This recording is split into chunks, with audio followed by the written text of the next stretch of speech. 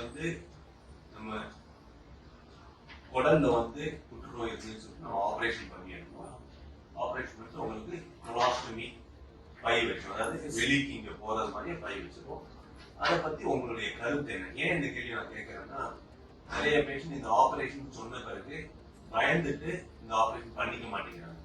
நார்மலா போக வேண்டிய வெளிக்கு இந்த இடத்துல வைக்கிறாங்களே, இனிமேல் என்னால வாழ்க்கை வாழ முடியுமான்னு நினைச்சு பயந்துட்டு பண்ணிக்காம போயிருக்காங்க. அது அட்வான்ஸ் வியாதியா இருக்கு. இதை பத்தி உங்களுடைய கருத்து என்ன? இது குறித்து நம்ம பயப்படவே தேவையில்லை. நான் 15 ஆண்டுகளாக இந்த கொலாஸ்ட்ரால் வாழ்ந்து கொண்டிருக்கிறேன். I am leading a normal life. I am mingling with my family members. I am attending the functions. I am also giving a advice to them. I am also attending the court also because I am advocate. I didn't find any difficulty. இந்த cholesterol நமக்கு எந்த ஒரு பாதகமும் கிடையாது. முதல் 3-4 மாதங்கள் நமக்கு வந்து Stranger, அதனால நமக்கு வந்து கஷ்டமா இருக்கு. அதுக்கப்புறம் நம்ம பழகி போயிடும்.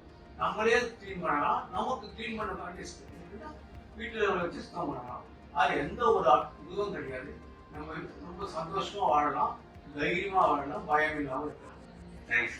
இது வந்து நிறைய பேருக்கு ரொம்ப ஹெல்ப்ஃபுல்லா இருக்கும். நிறைய பேர் வந்து இந்த ஒரு காரணத்துக்காக வைத்தியம் பண்ணிக்காம விட்டுறாங்க. அதுக்காக நீங்க இதுல வந்து நீங்க அட்வொகேட்டாவும் இருக்கீங்க, நீங்க வந்து you can share this experience தான் நினைக்கிறேன். இல்ல நீங்க உயிரை கொடுத்தது ஆக்சுவலா நான் டெய்லி போறதில்லை, 2 weeks after I will university ஆகும்.